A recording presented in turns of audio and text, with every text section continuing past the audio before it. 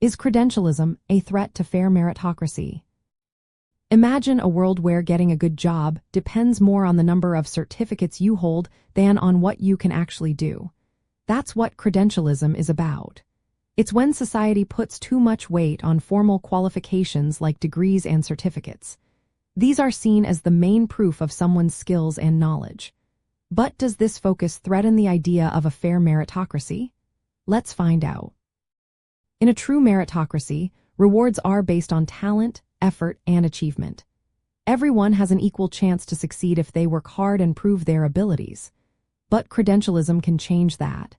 It often turns merit into a game of who can get the most qualifications. This can distort the system because having a degree doesn't always mean you're better at a job or more capable. Sometimes, it just shows you had access to education. Credentialism also creates social closure. That means certain jobs become off-limits unless you have specific certificates. This tends to favor people from wealthier backgrounds who can afford better education. It keeps social inequalities alive because those without resources are shut out, even if they have the skills. So, credentialism can hide discrimination behind the idea that only those with the right papers are qualified. Another issue is credential inflation. As more people earn higher degrees, the value of these qualifications drops. Jobs that once needed no formal education now requiring degrees. This pushes people to spend more time and money on education just to stay competitive. It turns education into a status symbol rather than a way to gain real skills, which can hurt fairness. Sometimes, people get hired based on their credentials, even if they lack practical skills. This mismatch means capable workers without the right certificates might be overlooked. Meanwhile, those with credentials but fewer skills can get jobs they're not suited for. This goes against the idea that jobs should go to the most competent. There are also economic costs. Pursuing extra qualifications takes time and money.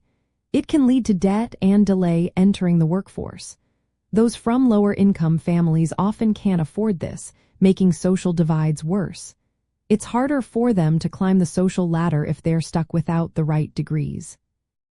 From a social point of view, credentialism can reinforce class divisions.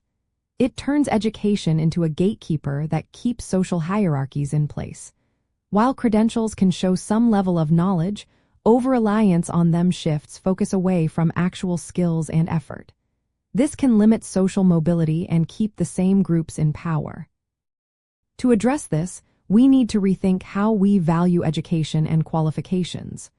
Offering alternative ways to prove skills, like apprenticeships or competency tests, can help. Making education more accessible and fair can also reduce the negative effects of credentialism. The goal is to create a system where talent and effort matter more than just the certificates you hold.